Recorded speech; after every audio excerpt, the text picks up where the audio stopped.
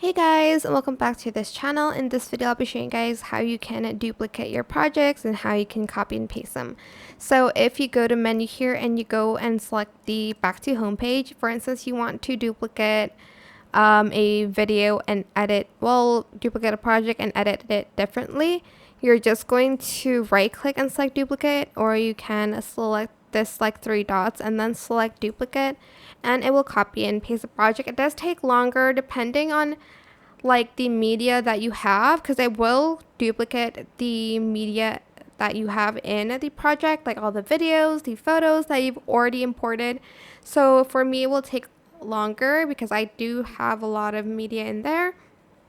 But that is it. I hope this tutorial was helpful for you guys. Don't forget to like, comment, share, and also subscribe to this channel if you haven't done that already.